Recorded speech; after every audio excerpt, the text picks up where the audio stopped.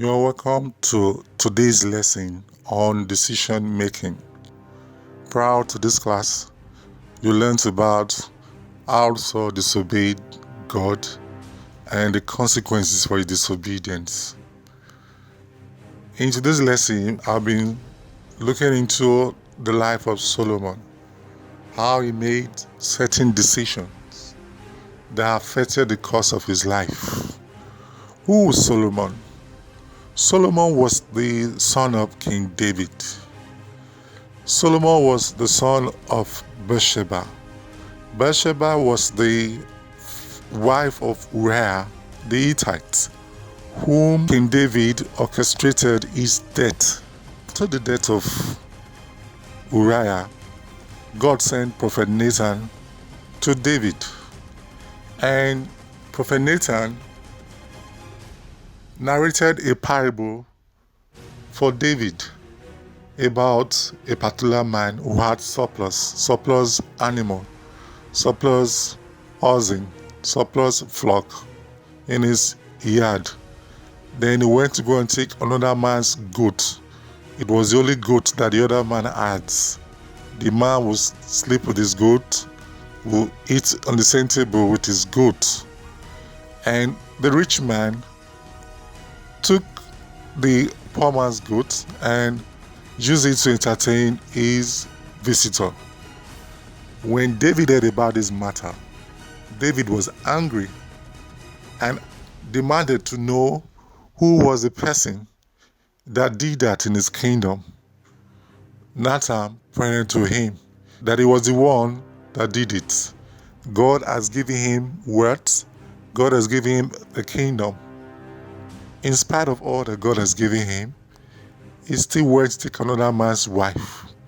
Not only did he take another man's wife, he also orchestrated the death of her husband. And God's punishment for him was that the sword will never depart from his house. And because he slept with another man's wife in the secret, his own wife will be slept with in the public. And so there were dire consequences for his action. Also, God said that the son that was given birth by Bathsheba will also die.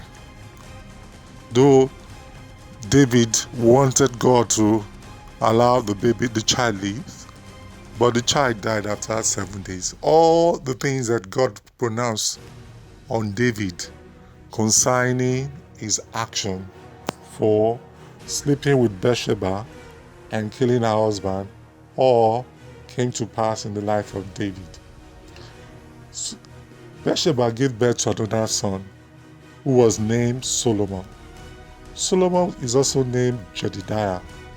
Solomon means beloved of the Lord.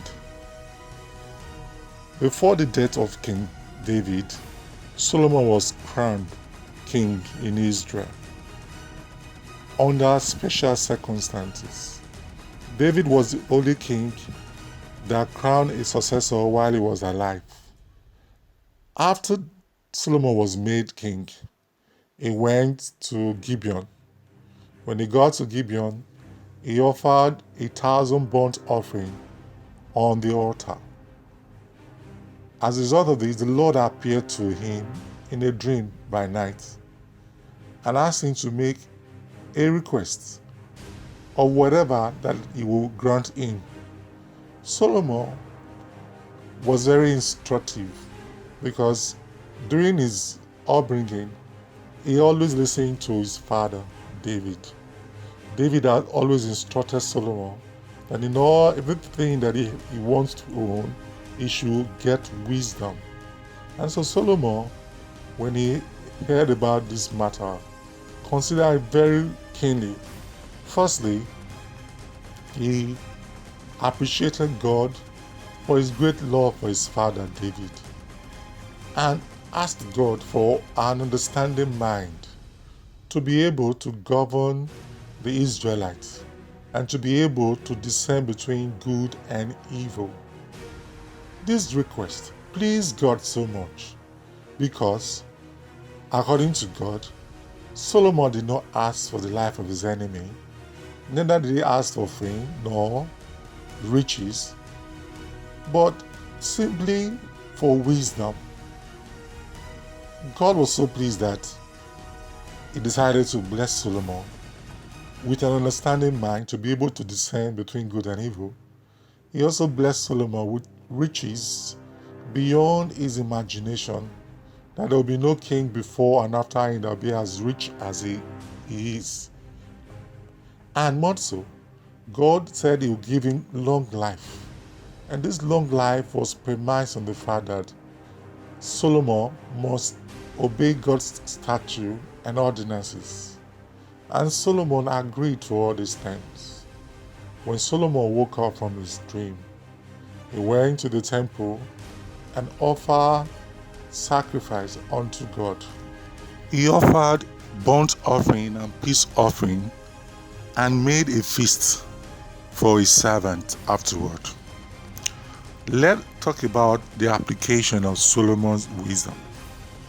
Solomon applied his wisdom in 3 ways. One of the application of Solomon's wisdom was in his writing. Solomon wrote many proverbs. He wrote many songs. One of his proverbs is, "A merry heart maketh a cheerful countenance." That means a merry heart doeth good like medicine. Is a favorite proverb by Solomon. He also wrote about songs. One of his songs in Songs of Solomon is, "My beloved is mine, I am his." Beautiful song of Solomon. If you've not read the book of Songs of Solomon in the Bible, just quickly do that to understand the writing of Solomon. Solomon wrote 1005 songs and uttered 3000 proverbs. He spoke about the beast, the cedars of Lebanon. He spoke about creeping things. He spoke about birds and fishes. He talked about virtually everything on earth. King Solomon also applied his wisdom in the case of 2 harlots.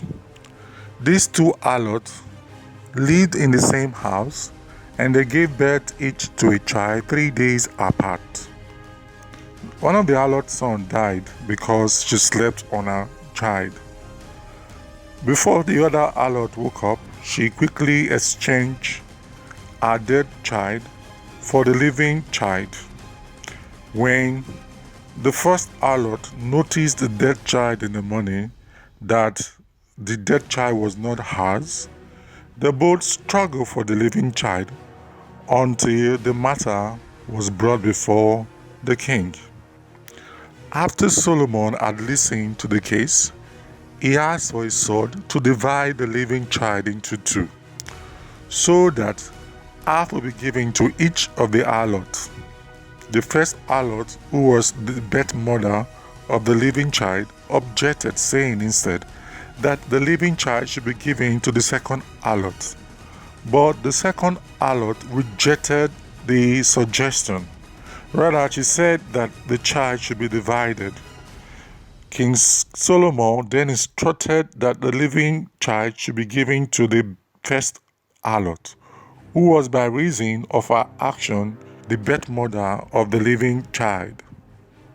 This judgment won the heart of all the Israelites, who were thankful to God for giving them such a wise king, and his fame spread abroad. Another application of Solomon's wisdom was his building of a magnificent temple for God with the materials he collected from the king of Tyre, Hiram. The king of Tyre was a friend to his father David, and he collaborated with King Solomon in his building project. After the building of the temple, in dedication of the temple, Solomon prayed for God's continuous presence and protection of his people Israel. He also prayed for the condemnation of the wicked and the vindication of the righteous. Solomon asked for divine help for a foreigner that prays in the temple. He also demanded that victories in future battles should be granted the Israelites, and he asked for national forgiveness. Solomon brought the ark of God from his former place of abode into the temple. Solomon's commercial interests brought prosperity to Israel in all ramifications. This is the end of the class. If you still need any clarity in any aspect of this class, please forward your question to me as soon as possible. Until we meet in our next class, bye bye.